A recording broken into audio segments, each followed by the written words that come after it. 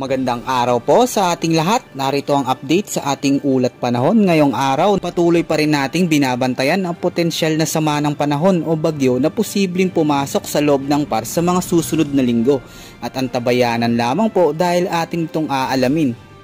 Mararanasan pa rin ngayong araw ang malinsangan at mainit na panahon sa halos malaking bahagi ng ating bansa. Dulot po yan ng easterlies mula sa karagatan ng Pasipiko. Asahan naman ang mga biglaang buhos ng ulan at pagkidlat sa ilang bahagi ng lugar, dulot naman ng localized thunderstorms. Mataas naman ang tsansa ng malakas na pag-ulan na sasamahan ng mga pagkidlat at malakas na hangin sa malaking bahagi ng Mindanao, lalo na po sa central portion, at inaasahan din ang biglaang buhos ng ulan sa ilang lugar sa Visayas pati na rin sa Ilocos Region, Zambales, Cavite at Pampanga. Ngayong araw ay posible pang umabot sa danger level ang mararanasang matinding init sa mga ilang lugar, tulad sa Apari, Cagayan at Dagupan City, Pangasinan na umabot sa 47 Celsius ang heat index. Samantalang 45 Celsius naman ang mararanasang init sa Lawag City, Ilocos Norte, Eastern Samar, Pili, Camarines Sur, habang nasa 44 Celsius naman ang heat index sa Tuguegarao City, Cagayan, Catbalogan Samar, Roa City, Capiz, Birac, Catanduanes, San Jose Occidental, Mindoro, Bacnotan, La Union, at 43 Celsius naman sa Cavite, Camarines Norte, Cuyo, Palawan, Puerto Princesa City, Palawan at Tanawan, Batangas.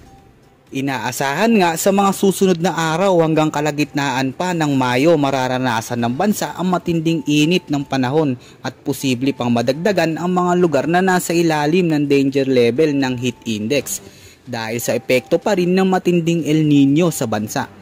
Ngayong araw ay patuloy pa rin ang malinsangang panahon sa buong bahagi ng Luzon at inaasahan din ang posibleng biglaang buhos ng ulan sa ilang bahagi ng lugar dulot ng localized thunderstorms, lalo na sa Ilocos Region, Baguio, Tuguegarao, Tagaytay at Legazpi.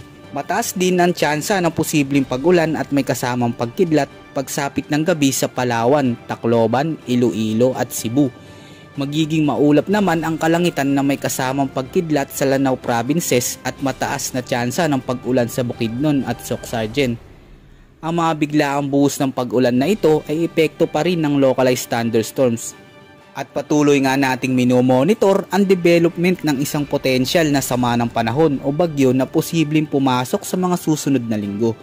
Dito nga ay nakikita natin sa radar ang unti-unting paglakas at pamumuo ng makakapal na kaulapan dito sa may timog silangan ng Mindanao, at mataas nga ang tsansa na posible itong mabuo bilang bagyo, at kung sakaling mabuo nga ito ay tatawagin ito ng Pag-asa bilang Aghon, ang unang bagyo na papasok sa bansa.